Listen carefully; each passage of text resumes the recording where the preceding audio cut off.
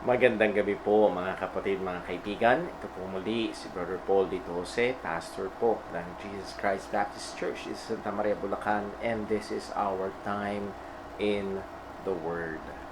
Purihin ng Panginoon na meron po tayong pagpapatuloy ng gawain na kagaya ho nito. Yes, sa biyaya ng Diyos, sa providensya ng Panginoon, ang ating probinsya ng Bulacan ay under MGCQ, pero as of now ay hindi pa rin nagre-resume as before yung ating mga weekly ministry.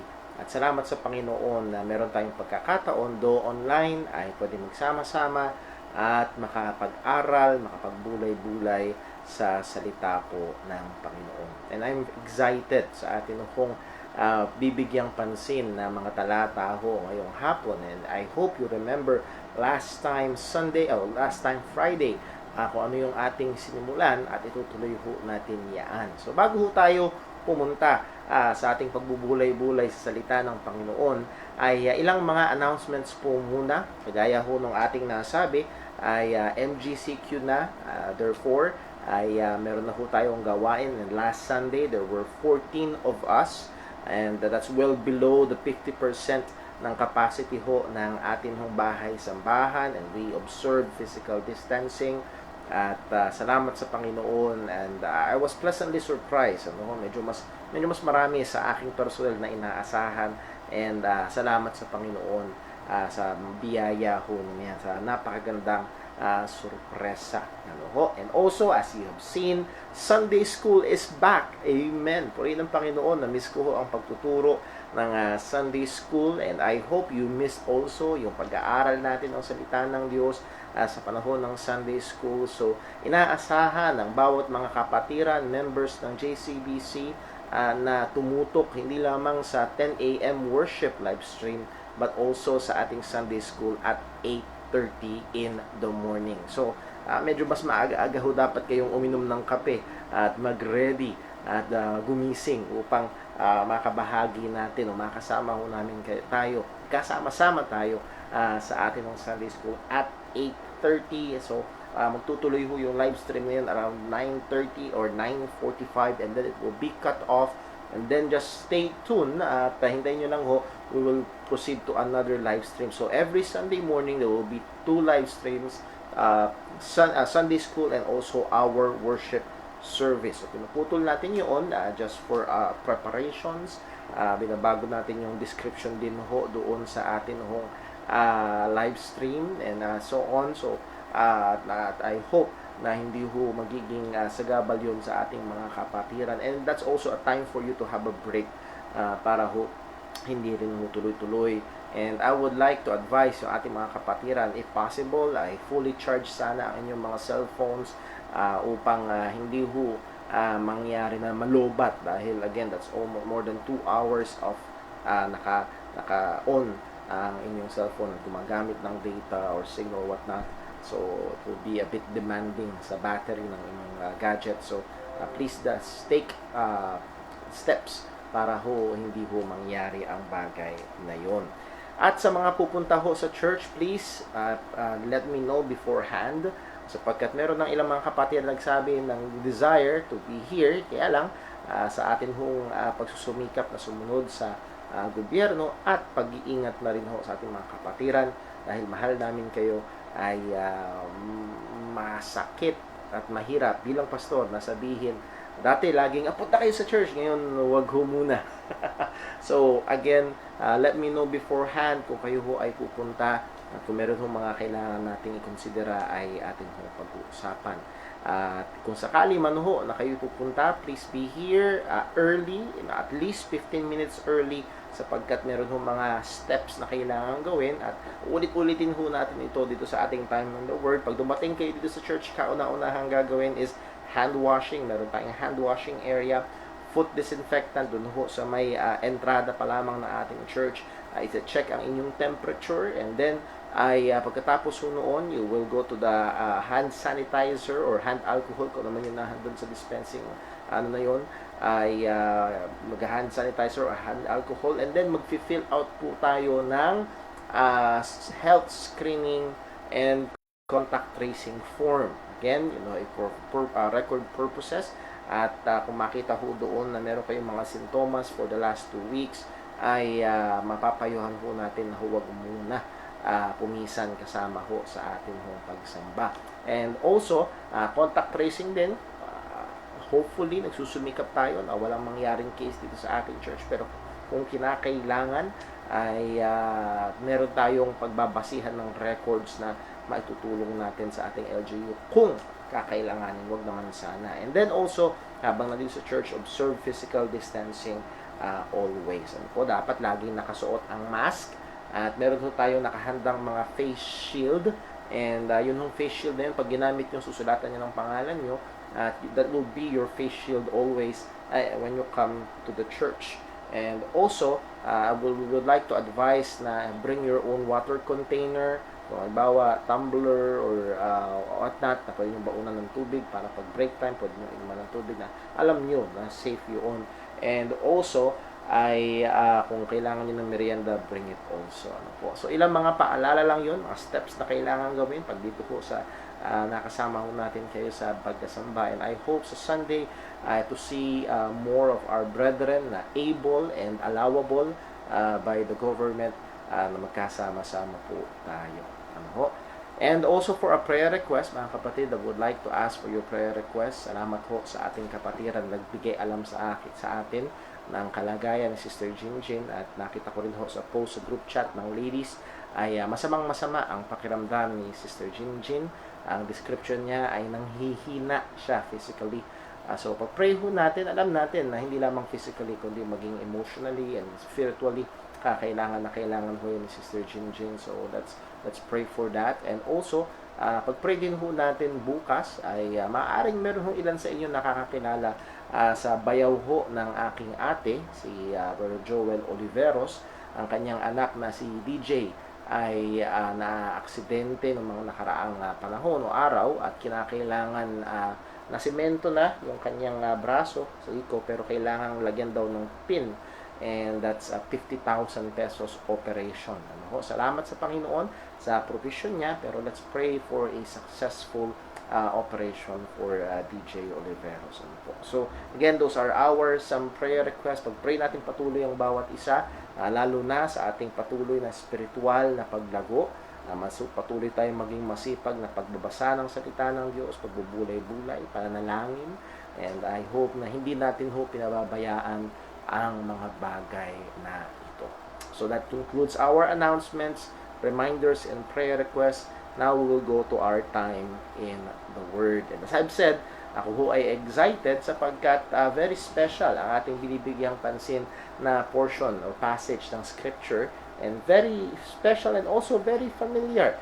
And I hope na the familiarity ng passage na ito ay hindi humadlang for us to get more, know more patungkol sa Panginoon at sa Kanyang salita sa ating pagbubulay-bulay. And that is none other than Psalm 23.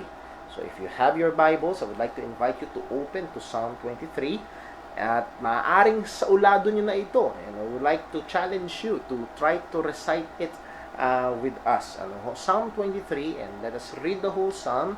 And hopefully, by the end of our study, sa Psalm ho na ito, hindi ko alam kung siguro mga 2, 3, 4 times pa or 5 tayo sa ating time in the Word ay titinan natin ang Psalm ho na ito, which is very, very rich Psalm.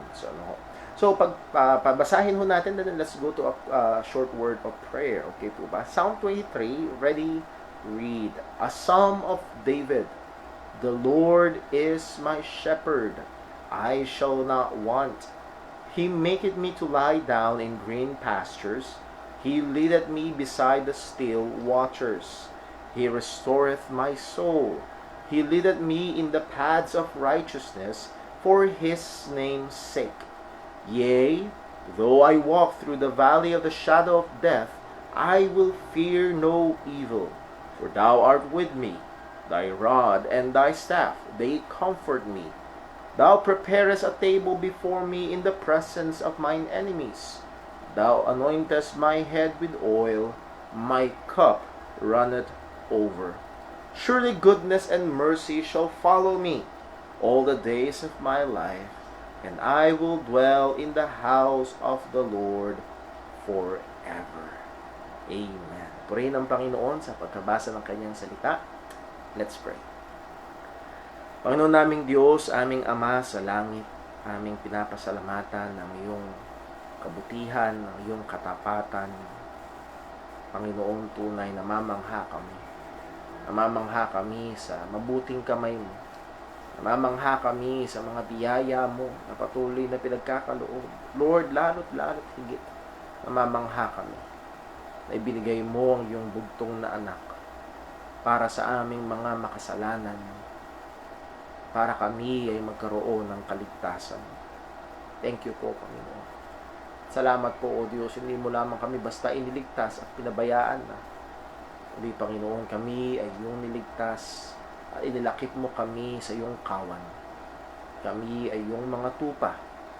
Ikaw nga ang aming pastor. Panginoon, sa aming sandaling ito sa iyong salita, gaya ng aming nabasa, gabayan mo kami sa mga luntiang damuhan, maging pagkain nawa ito ng aming mga kaluluwa. Buksan mo ang aming mga mata upang aming makita ang mga dakilang bagay mula sa iyong kautusan. Panginoon, muli, tulungan mo kami. Patuloy na maging lalo pang matamis, lalo pang malalim, lalo pang maalab, mainit ang aming pananampalataya sa iyo. Muli, amin din pong hinihiling ang iyong pagsaliksik sa aming mga puso at buhay. Anumang mga kasalanan, anumang mga pagkukulang, anumang mga paglabag sa iyong kautusan, Panginoon, patawarin mo po kami. Lord, naalala po namin, sinabi mo sa iyong salita, tunay, ang dali naming makita ang puwing sa iba, at madalas bulag kami sa mga malalaking mga bagay sa aming sariling buhay. Panginoon, tulungan mo kami. Tulungan mo kami na makita ang mga ito, pagsisihan sa iyo, at sa biyaya mo, ay patayin ang mga kasalanang nakatahan pa sa aming mga buhay. Panginoon, kung kami ay magiging marahas o wag nawa sa iba, kundi sa aming mga sarili na puno pa rin ng mga pagkukulang. Ang lahat ng ito ay dalangin namin sa pangalan ng aming Panginoong Hesukristo. Amen. Well, last time ay atin hong binigyang pansin ang verse 1. Well, actually the introduction or the title, and then sa verse number 1. And sa ngayong hapon ay dun pa rin tayo iikot sapagkat ito'y napakayaman ng maraming mga katotohanan na pwede nating pagbulay-bulayan. Ano po? And this, I would like also this to serve as an example for meditation. Sapagkat meron tayong mga kapatiran, ini-encourage natin na magbasa ng salita ng Diyos, and they're doing it. Mag-aral ng salita ng Diyos. I hope some are doing it. Na pinag-aralan pa natin yung how to study the Bible, and I hope you're applying those principles na ating pinag-aralan. Pero when it comes to meditation, ay para bang ito ay napaka-misteryoso sa iba.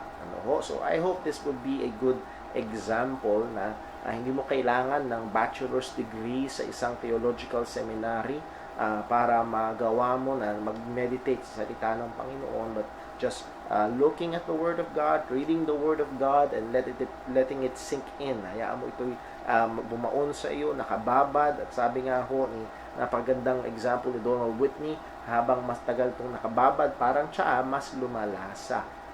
So, yun yung hamon ho natin.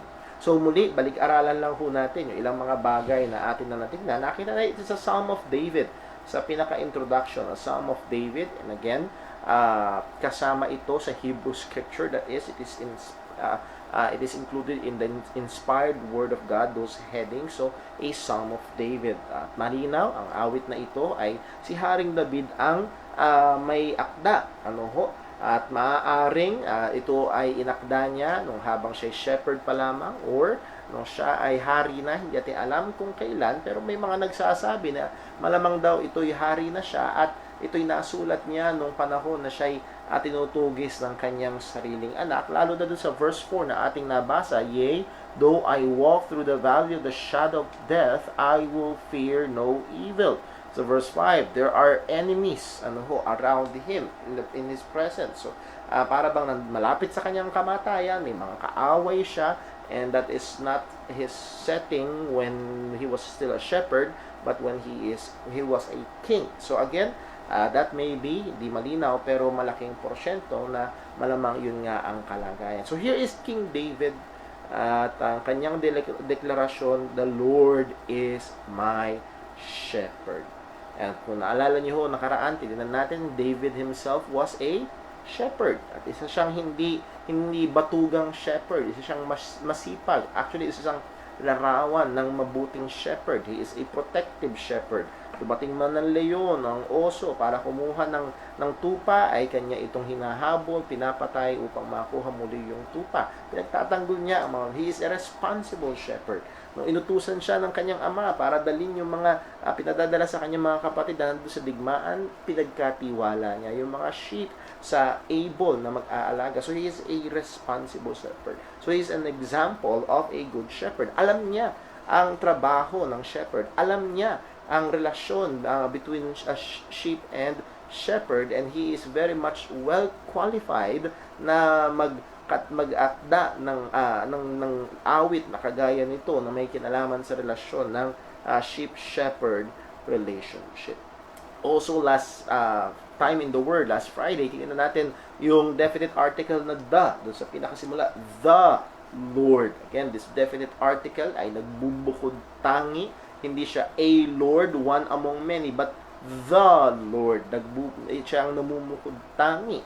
At sino itong Lord na ito? If you remember, capital L, capital O, capital R, capital D, every time we see it in Scripture, lalo na sa Old Testament, ang nasa likod na Hebrew word niyan is the tetragrammaton, which is sa letters natin yung YHWH. And kung naalala niyo ho, niliwanag natin, and i-dispel natin yung myth na kumakalat dati, na mismo nasabi ko dati, which is mali, na kaya YHWH, nililagyan ng vowels, ay iningatan ng Diyos yung kanyang pangalan para hindi ma-pronounce ng tao, and that is a wrong information. Walang vowels dahil ang ancient Hebrew ay consonantal. Ibig sabihin, ang lahat ng salita nila ay walang vowels. So again, siguro sa atin, unimaginable yun. Paano ka magsasalita? Paano ka susulat? Again, that's a different culture of a different time. So, hindi ho totoo na yun ay walang vowel dahil iningatan kasi lahat ng salita at that time ng Hebrew, ancient Hebrew, is walang vowels. Okay? Because it is consonantal. Nevertheless, ang nasa dito is YHWH, which is ang traditional pronunciation is Yahweh. So muli ay definite, the God of Israel. This is pertaining to the God of Israel na tinuturo sa Genesis 1:1 na lumikha ng lahat ng bagay, ang nagligtas mula sa Israel mula sa Egypt, naghati ng dagat na pula, nagpaulan ng mana, nagsustento sa kanila ng 40 taon. Ito ang Diyos ni Abraham, ni Isaac at ni Jacob. So again, walang wiggle room, walang ibang Diyos na kinukonsidera, hindi yung mga Diyos-Diyosan ng mga paganong nasa paligid ng Israel. It is the Lord, the Creator of heaven and earth, the only and one true God. Ito yung tinatawag, ito yung pinapatungkulan ni Haring David, the Lord. And then we looked at the word is.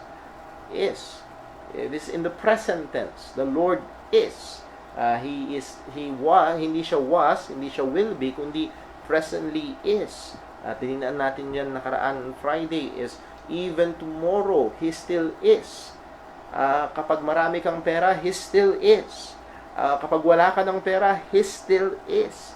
Kapag halos wala kang problemang dala-dala, He still is. Kapag patong-patong na ang problema na para kang binagsakan ng langit at lupa, He is still is. Ang Diyos ang sabi, the Lord is my. Wow, napakagandang salita. And hindi lang siya our, and yes, it is true, He is our shepherd. Siya ay ating pastol, pero in this time, gusto ko makita yung personal application ni David nito sa kanyang sarili. The Lord is my shepherd. Hindi ibig sabihin na He is not their shepherd, pero binibigyan din yung personal relationship. He is my shepherd. At ito yung hamon natin last time, and again, I would say the same challenge today. Is He your shepherd? Meron ka bang relasyon talaga sa Panginoon? And again, it should hindi lang wishful thinking na siguro, baka, malamang naman, naniniwala naman ako sa Kanya. He is my shepherd. No. Kundi talagang alam mo na may basihan sa salita ng Diyos, na alam mo na pag tinanong ka, paano mo nasabi na He is your shepherd? You know, and you know from the Word of God. Hindi lang I know that I know that I know that I know. Well, I know because the Word of God says so. Alam ko sapagkat sinasabi ng salita ng Diyos. At posible lang yun kung ikaw ay tunay na nanampalataya na sa ating Panginoong Jesucristo. Sumampalataya ka na ba kay Jesus?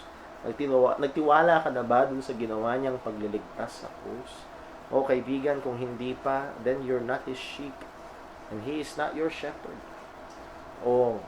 Why not? Why not? Let me ask you a question. Kung ikaw ay nakikinig ngayon at hindi ka pa nananampalataya kay Jesus, why not? Bakit hindi? Meron ka bang kasalanang iniingatan na ayaw mong bitawan? O kaibigan, hindi sulit yan. Yakapin mo ang kasalanan, huwag mong pagsisihan, dadalhin ka niyan sa impyerno. Bitawan mo ang kasalanan, magsisi ka at yakapin mo si Kristo, bibigyan ka niya ng buhay na walang hanggan. Hindi sulit ang kasalanan. Kung yun ang patuloy na nagpipigil sa iyo upang sumampalataya kay Kristo, o kaibigan, pagsisihan mo, bitawan mo, at tumiwala ka kay Jesus bilang iyong pasensya na ho, naputol ho, So muli, are you saved? That's the question. Are you saved? Ligtas ka na ba? Are you a child of God? Ikaw ba'y anak na ng Diyos? Are you His sheep? Is Christ your shepherd? And again, that is through faith in the gospel. So again, the Lord is my shepherd. He is my shepherd. He is our shepherd. And then, ang sabi, the next word is shepherd. Wow, napakagandang pangalan. Next, Lord willing, sa Friday, titignan natin kung mas ma-appreciate natin ang word na shepherd pag nalaman natin kung anong klaseng hayop ang sheep. Ayan. Makikita natin kung paanong trabaho, kung gaano nakadepende ang sheep sa shepherd. Simply now, he is our poimen. He is our shepherd. Actually, yung Hebrew word na ito ay basihan sa Greek na yung word na pastor sa Ingles. Ang word na pastor ay ang pinaka-picture niyan is one who shepherds, and isa sa primary gawain ay magpakain at magbantay. So, yun yung isa sa mga larawan na binibigyan ito. So, the Lord is my shepherd. He is our protector. He is our provider. He is our leader. So, lahat ng ito, ng adjective na ito ay nakapaloob doon sa isang salita na He is our shepherd. The Lord is our shepherd. The Lord is my shepherd. Well, ngayong gabi, actually, ang gusto kong mas bigyan natin ng punto ay yung susunod na sinabi ho, yung susunod na phrase na sinabi ni Haring David, which is, I shall not want. The Lord is my shepherd. I shall not want. Medyo nahagingan na natin to last time, pero gusto ko lang medyo nung binalikan ko ho ay medyo mas naging matamis, medyo mas naging malasa. So and I hope na ito ho ay ma-relay ko ho sa inyo, and maybe you can find the time to meditate then pagbulay-bulayan ang mga salitang ito. Well, una, that word I. Sino yung I? Well, in this context is si Haring David. But in an extended application, sino yung I? We can rightly say, it is I. If you're a believer, kung ikaw ay Kristiyano, kung ikaw ay anak ng Diyos, it is us. It is we. It is me, myself, bilang isang Kristiyano. I. Well, anong klaseng I? Well, sino itong I na ito? Ito yung nilikha.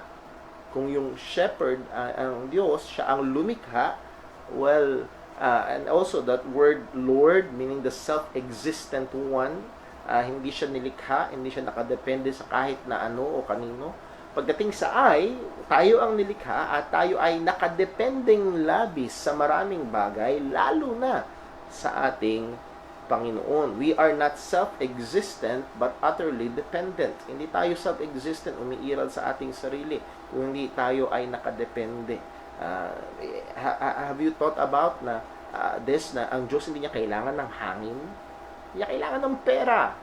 Hindi niya kailangan hindi niya kailangan ng tao, hindi niya kailangan ng anghel. He is the self-existent one. Pagdating sa tao, kailangan natin ng hangin. Marami ngayong susumigaw, kailangan na nila ng pera. Again, maraming mga bagay na nakadepende tayo, pero yun yung malaki, isa sa pinakamalaking pagkakaiba ng tao sa Diyos. We are not self-existent, we are utterly dependent. So again, napaka-inferior natin pagdating kinumpara natin sa Panginoon. Napaka-layo natin. And in this also, this phrase, nakikita natin na pag sinabi natin pag sinabi natin I or ako, anong mas nakikita natin? Pagtatagumpay o pagkatalo? Pag sinabi natin I or ako, anong mas nakikita natin? Karakasan o kahinaan? Pag sinabi natin I, anong mas nakikita natin? Success or failure? O mga kapatid, kung magiging honest tayo, mas nakikita natin yung pagkatalo. Pag tumingin tayo sa ating sarili, pag dumipende tayo sa ating sarili, mas nakikita yung pagkatalo, mas nakikita yung kahinaan, mas marami pa siguro nating mabibilang yung mga pagpalya natin at hindi pagtatagumpay. Sa ating paglakad bilang mga Kristiyano, sa ating Christian walk, just look at our personal Christian walk. Is it a picture of success? Or there's a lot of failure? Kaya po sinasabi ito, mga kapatid, mga kaibigan, ay ang katotohanan, pag tumingin tayo sa ating sarili, mahina. Pag tumingin tayo sa ating sarili, kulang. Ganong kakulang, ganong kahina, actually, ang sabi ni Jesus, without me, you can do nothing. Ultimately, mahina. Utterly, mahina. That's the I. Ito yung larawan ng tupa. Mahina. Preview para sa next Friday. Ang tupa, walang sungay na pangsuwag, walang pangil na pangkagat, walang mabilis na paang pangtakbo, walang pang self-defense. Utterly nakadepende sa shepherd. And that's our picture. That's the I. Well, alam ko ho, sa kultura ng sanlibutan, huwag mong titignan ng sarili mong maliit, huwag mong titignan ng sarili mong mahina, dapat self-confident ka, self-esteem. Well, actually, sa Bible, pag tinignan ho natin, malinaw ang sabi ni Jesus, wala tayong magagawa kung wala siya. Hindi natin sinasabing worthless. We have intrinsic value because we are created in the image of God. Ano man ang kulay ng ating balat, ano man lengguwahe na ating sinasalita, o natapos sa pag-aralan, lahat ng tao ay nilikha sa wangis ng Panginoon. So there is value. Nevertheless, sa ating saaga ng sarili, dahil sa kasalanan, nahandoon ang ating kahinaan. Kahit tayo Kristiyano na. Anong sabi ni Pablo sa Romans chapter 7? Yung mga gusto kong gawin, hindi ko magawa. Yung mga ayokong gawin, nagagawa ko. Is that of weakness? Yes. Pero nasan yung pagtatagumpay? Praise be unto God, which giveth us victory through our Lord Jesus Christ. Romans chapter 7. So muli, pag tingnan natin yung ating sarili, ay makikita ba natin yung faithfulness or lack of faith? Prayerfulness or lack of prayer? Alam natin na we are not as faithful as we should be. Alam natin na pag tumingin tayo sa salamin, we are not as Christ-like as we should be. Kita pa rin natin yung kulang. At purihin ang Panginoon kung nakikita mo yung kulang. Napakahirap kapag ang tingin mo sa sarili mo ay perfecto na. Kapag ang tingin mo sa sarili mo ay nakarating na. Tapos na ang iyong paglalakbay. No? Kung paano sinabi ni Apostol Pablo, kahit sa bandang dulo na kanyang ministry, I press toward the mark. Nagtutumulin pa rin ako. Nagpupursige pa rin. At yun yung magandang gawin natin bilang mga Kristiyano. So muli, ang punto ay ito, hindi sa wala tayong kwenta, kundi mahina tayo. Napakahina natin sa ating sarili. So, yun yung I. Ito yung mahina. Then, ano yung susunod na salita? I shall. And again, what's that word? That word shall points to the future. Ito yung hinaharap. At mga kapatid, mga kaibigan, wala sa ating nakakaalam ng hinaharap. Actually, marami sa atin ang takot sa hinaharap. Ano ba mangyayari sa hinaharap? Actually, pag naupo ka at inisip mo, paano mangyayari bukas? Baka ma-aksidente ako bukas. Baka bukas ay kinilangan ko pumunta sa doktor, sabihin sa akin ng doktor, may cancer ka. Baka bukas. Again, ang dami nating hindi kontrol. Baka tamaan ka ng kidlat bukas. Hindi natin alam. Yun ang maliwanag na sinabi ng salita ng Panginoon. Let's go to James. James chapter 4. James chapter 4. If you remember, minsan ho ay nangaral na tayo ng God's way of planning. Paano dapat magplano? James chapter 4, verse 13. Anong sabi? Go to now, ye that say, today or tomorrow we will go into such a city, and continue there a year, and buy and sell, and get gain. Again, hindi masamang magplano, pero ang hamon ng salita ng Diyos, ikaw na nagpaplano, pupunta ka doon, magbebenta ka, mangangalakal ka, magbabuy and sell ka. Tapos panahon natin yan, magpo-post ka sa Facebook ng mga bagay na binibenta mo at yayaman ka. Magandang plano, hindi sinasabing masamang plano ito, pero ito ang katotohanan. Verse number 15, verse 14, whereas ye know not what shall be on the morrow, which is true. We do not know what will be tomorrow. Hindi natin alam. Buhay ba tayo bukas? Hindi natin alam. Malusog pa ba tayo bukas? Nakakatayo pa ba tayo bukas? Hindi natin alam. O mga kapatid, totoo ang sinasabi ng salita ng Diyos. Whereas you know not what ye shall be tomorrow, for what is your life? It is even a vapor that appeareth for a little time and then vanisheth away. So ang punto, ang buhay ay maiksi lang. Means lang, para bang parang usok na pagbukas mo, ang daras ko naririnig na kinukumpara sa parang sinaing, pag binuksan mo, lalabas usok ng siya, tapos wala na. Gaanong karaming beses nating narinig, kanina lang po, kausap ko siya. Kahapon lang po, nagkita pa kami, pero wala na siya ngayon. At maaaring bukas, yun ang sasabihin ng mga tao tungkol sa atin. O mga kapatid, yung word na shall, yung future, very, very uncertain. At kung hindi mananampalataya, nakakatakot ang hinaharap, lalo na sa pandemyang ito. Nakakatakot. Maraming mga tao na may magagandang karir na sana sa ibang bansa, nag-uwi ang walang trabaho. Nakakatakot. Lalo na pag tinamaan ka pa ng COVID-19, nakakatakot. So, bakit ko sinasabi ito? Ba't natin didiinan to? The word shall points to the future, and sa dating sa future, it is uncertain sa atin. It is uncontrollable sa atin. It is unknowable sa atin. So, pag pinagsama mo yung I, remember, larawan ng kahinaan, kakapusan, and future na shall na future na uncertain and uncontrollable, that's a very, very not so good combination. Tayo na mahina, future na hindi natin alam, naku po, yari na. Pero, pag pinagpatuloy natin yung basa sa sinabi ni Haring David sa Psalm 23, yung mahinang ako at yung hinaharap na hindi ko alam, anong sabi niya? I shall not want. I shall not want. That word not makes negation. Want, ibig sabihin lack. Or, mangangailangan. Hindi ako kakapusin. Hindi ako mabibitin. Hindi ako mawawalan o mangangailangan o kakapusin o hindi magkakaroon. Dapat laging meron ng mabuting bagay. I shall not want. Paano ito nasabi ni Haring David? Lalo na sa context nito.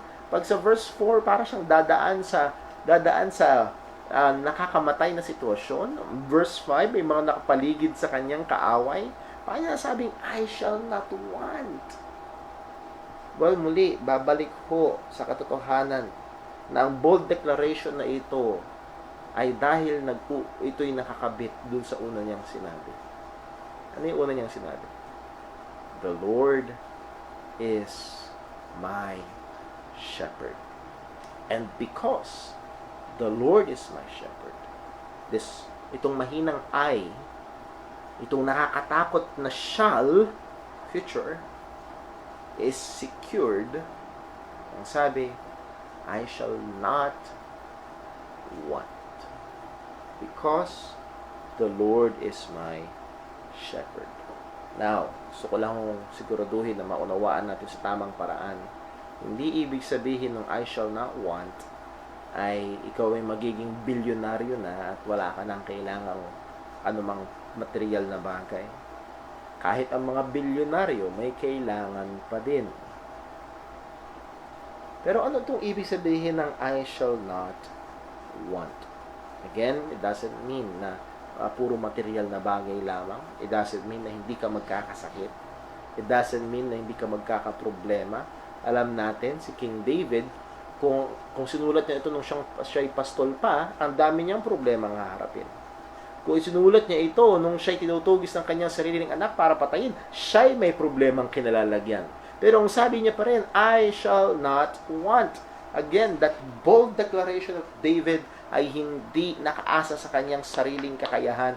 Ito ay nakatingin sa katotohanan na ang Diyos ang aking pastol. Now, paano nangyaring I shall not want? Let me just share two points. Why David will not suffer want? One, because of the providing hand of God. I shall not want. Bakit? Because of the providing hand of God. Dahil sa nagkakaloob na kamay ng Diyos. Isa sa mga verse na maaari nating maalala ay sa Philippians chapter 4 verse 19.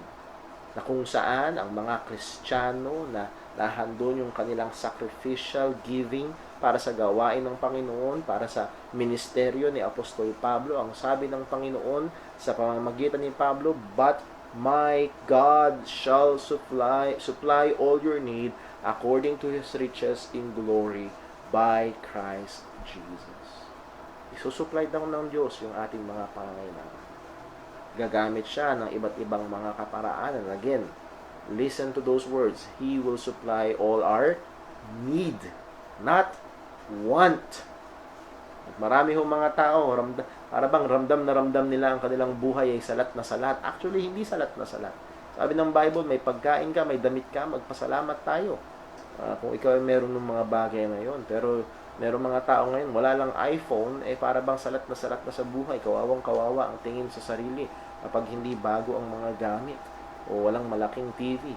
Walang afford the box. Again, mga kapatid, ang punto ay ito, because God supplies. Sa Matthew chapter 6, verse 33, anong sabi? But seek ye first the kingdom of God and His righteousness, and all these things. What are those things? Yung mga inaalala natin. Tingin ka inaalaala ang pagkain para sa katawan, ang damit para sa katawan. Again, ang pagkain para sa buhay, ang damit para sa katawan. Ang sabi ng Panginoong Yesus, all these things shall be added unto you. Why? Because God's hand is a providing hand. Again, hindi ito susi o proof text para ikaw ay maging tamad na, ganun pala. Ang Diyos ang aking pastol, hindi na ako mangangailangan, hindi na ako magtatrabaho, mag-quit na ako bukas, I will submit my resignation letter, bahala na si Lord sa akin. Ang Diyos din na ating pastol ay nagsabing, ang tamad, hindi dapat kumain. So again, ay handon yung example na binigay ni Jesus. Tignan mo ang mga ibon, hindi sila nagtatanim. Yes, hindi sila nagtatanim, pero tumutuka sila. Naghahanap sila. At nagbibigay sa kanila yung Panginoon. So, I shall not want. Why?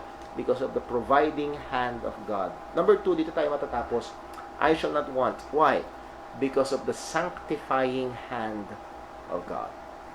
So, una, Hindi mangangailangan dahil ang nagpo-provide na kamay ng Diyos. Ngayon naman, hindi mangangailangan dahil sa nagbabago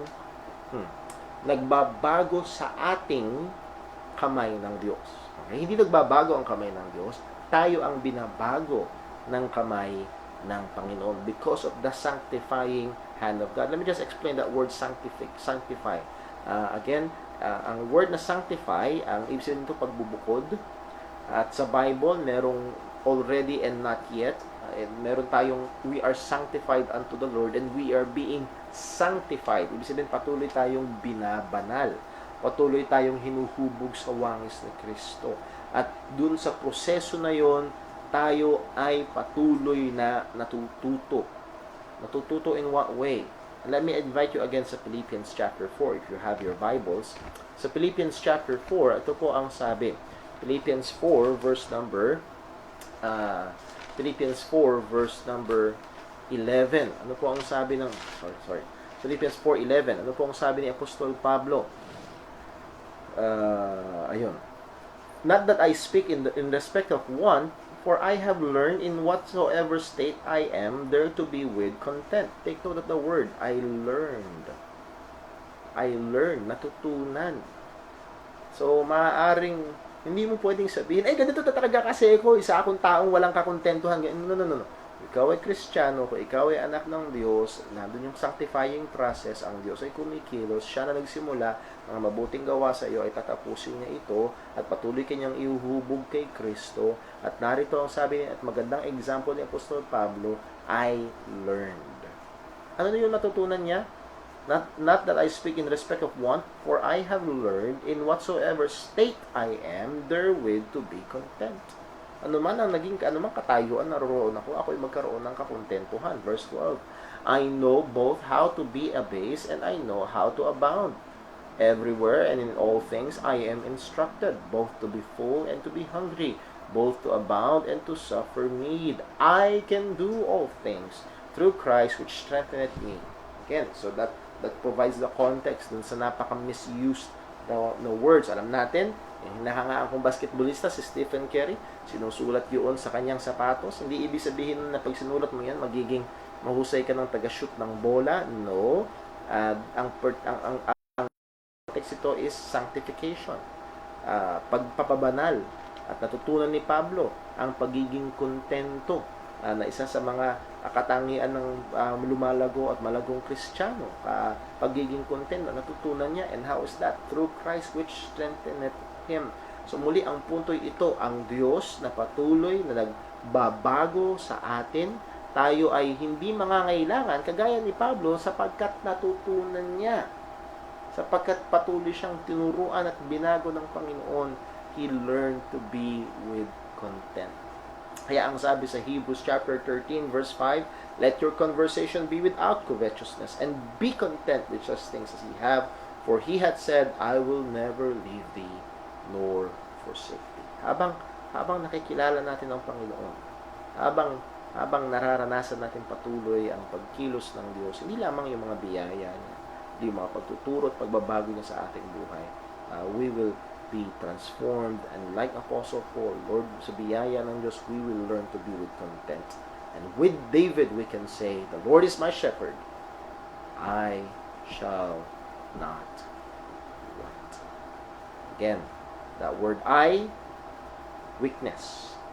That word shall, future, uncertainty. Weakness and uncertainty, very dangerous combination. Doon pa rin yung bold declaration, shall not want. I shall not want. Why? Because the Lord is my shepherd. Again, sana ho, at makikita natin, so throughout this whole psalm, the only key for the sheep is to stay near the shepherd. Yun ang pinakasusi ng sheep na mahina. Ang sheep na walang kaya sa kanyang sarili ay manatiling malapit sa kanyang pastor. Let me encourage you, mga kapatid, mga kaibigan. Let us stay near our shepherd. Let us be near to Him in His Word. Manatili tayo malapit sa Kanya, sa Kanyang salita. Manatili tayo malapit sa Kanya sa ating pananalangin. Manatili tayo makalapit sa Kanya sa ating personal na relasyon, pagkakilala sa Kanya, sa ating pagsusumikap sa kabanalan, sa ating pagsamba sa Kanya. Manatili tayong malapit sa Kanya. And again, lahat ng ito ay sa biyaya ng Panginoon. And by grace, we can say, the Lord is my shepherd. I shall not want. Well, I hope na naging blessing ho ito sa inyo kung paano ito naging pagpapala sa akin. And Lord willing, next time ay tignan po natin iba pang mga susunod na talata. Let us pray. Panginoon naming Diyos, aming Ama sa langit, pinupuri ka namin, pinasasalamatan ka namin, sinasamba ka namin, minamahal ka namin, at kinikilala ka namin bilang aming pastor. Salamat po, O Diyos, sapagkat kung ang aming pastol ay ang gobyerno, anong palya at nakakatakot. Kung ang aming pastol ay bangko, negosyo, Panginoon, kapos, mahina pa din. Simpleng virus na hindi nakikita, bumabagsak ang mga ito. Pero salamat po at ikaw ang aming pastol. Diyos na soberano, Diyos na walang hanggan, Diyos na makapangyarihan, Diyos na may-ari ng langit at lupa. Ikaw ang aming pastor, kung kaya't hindi kami mangangailangan. Panginoon, turuan mo kaming tumingin sa iyo. Madalas tumitingin kami sa aming sarili, nakikita namin ang kahinaan. Madalas tumitingin kami sa inaharap at natatakot kami. Turuan at tulungan mo kaming tumingin sa iyo, magtiwala sa iyo.